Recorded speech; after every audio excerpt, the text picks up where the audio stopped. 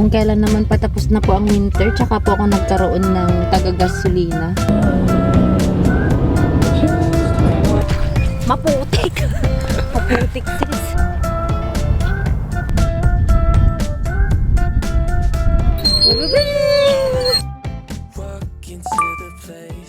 Hey everyone! Welcome back to another vlog! And today guys is sleeping day ko. Day off ko na. First day off. So pupunta kami ngayon ng Storm Lake. Gagala lang konti. Ang init ngayon ng temperature guys. 16 degrees Celsius. Paglabas ni Mac, nag-sweater pa siya. Naka-sweater pa ako. Hindi kami nag-check. Kaya tatanggalin. Pero nagbaon lang kami. Just in case lumamig na mamayang hapon. At kasi parang mag-3 na lang siya mamaya. Mabilis lang kasi mag-drop yung temperature. Kaya, ayun. Pupunta kami ngayon sa Storm Lake. And then, we'll have dinner tonight. Let's go, sis! Welcome to Enchanted Kingdom. Welcome to Enchanted Kingdom. O na, may nakamotor na. Mainit na kasi. Dude? Ay, hindi pala ako. Galing! Yay! Kung kailan naman patapos na po ang winter, tsaka po ako nagkaroon ng taga-gasolina. Pangarap ko maging gasoline boy, di ba? This is so me. Yes, this is so Wala me. na akong kasya na dami. This is so me. This is so me talaga. Yung t-shirt ko na lang yung suot. Sinuot ko yung isang ano ko na galing sa Pilipinas, hindi kasya sa akin. What's new? Ano? Tara na. Pero malamig siya. In fairness. 16 degrees. Another lazy afternoon. The clouds covered in gray. Third coffee of the day. Almost fell asleep on Sim. I yawn at the display. Third meeting of the day.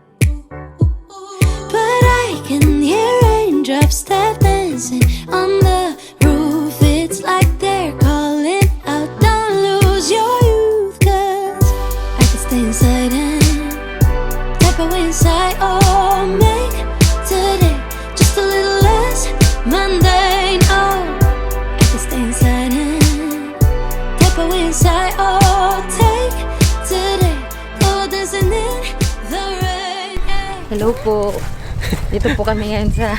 Wait lang, maputik. Maputik, sis. Nagmelt na lahat ng ice. So, dito kami ngayon sa Storm Lake. Ngayon lang ako makakakita ng lake ulit. Walang dagat eh. Kaya pagtiisan na lang natin ng Storm Lake. Alam mo ba kung bakit nung pumunta akong Iowa, sinerch ko kung saan yung pinakamalapit na body of water.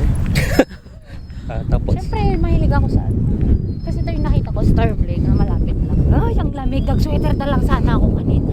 Ay, nakakainis.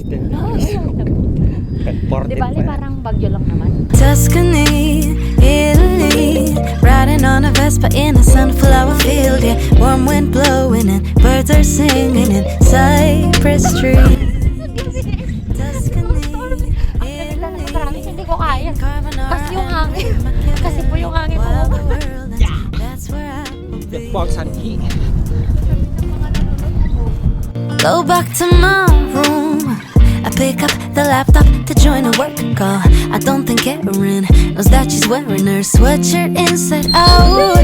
Oh, water on my plans, and I just might take a painting, read every book, then I'll learn to cook from videos online. Oh, yeah, we all have been stuck in our apartments for 2 months too long. We don't even get along, but the world just fell apart straight out of the blue. So in my mind I whisper ciao, and I take myself to Tuscany, Italy, riding on a Vespa in a sunflower field. Hey guys, so natapos na ang aming gala.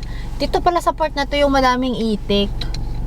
Kasi dito yung nakakalangoy pa sila. Doon kasi sa part na pinuntahan namin nung una, doon sa other side niya, frozen na kasi yung tubig. So nandito sila.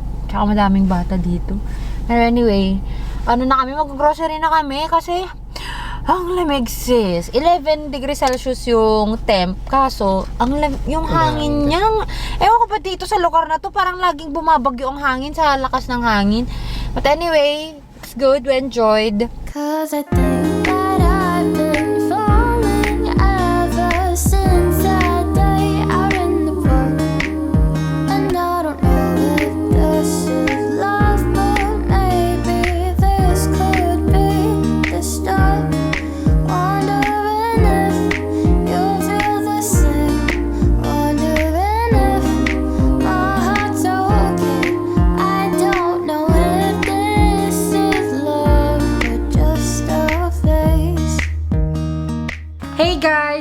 are home na po. So ngayon, magdi-dinner lang kami dito. Magluluto lang kami ng steak, asparagus, and mashed potato with potato. Yun lang yung dinner namin ngayon. Feels like I've been gone so long, so long, so long. Moonlight on the lawn, and your hand-me-down car feels so far, feels so far away, away.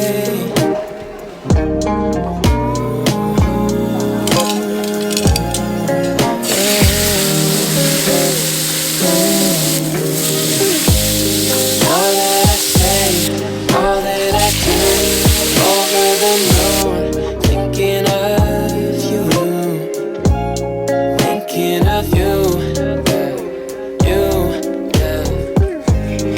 All that I say, all Hey that I everyone, do. thank you so much guys for reaching this part of this video. And again guys, mag-shoutout lang po muna ako sa mga nag-comment po sa aking previous vlog na ang title is My First Tornado Warning Experience.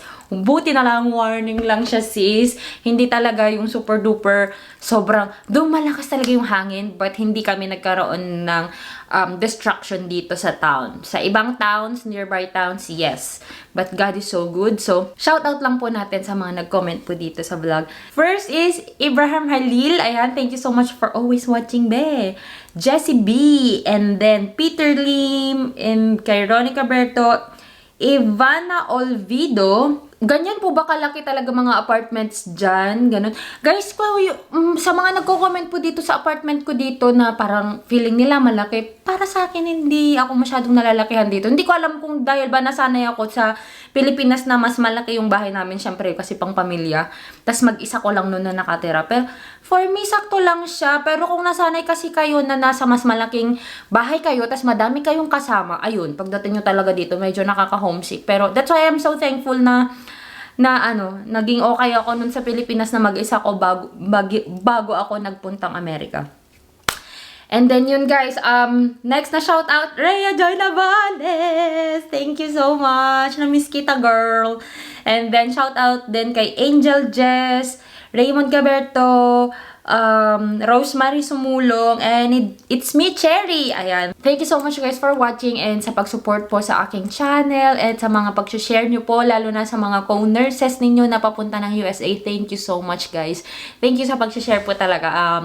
I really appreciate it. And if you haven't subscribed to this channel yet, please do subscribe. And if you haven't followed me yet on my Instagram and on my Facebook, the name is JoyOfMia. And yes guys, you can always DM or PM me on my Facebook and on my Instagram. Kung may mga katanungan pa po kayo, kasi kapag night shift ako, ayan, doon ako sumasagot ng mga messages nyo kapag wala kaming ginagawa sa duty. So again guys, thank you so much for watching and I'll see you guys on my next one. Bye! Afternoon sun starts to peek through the clouds. We take the back streets to avoid the crowds. Waltz over sidewalks and twirl in the breeze. She'll catch me if I get weak.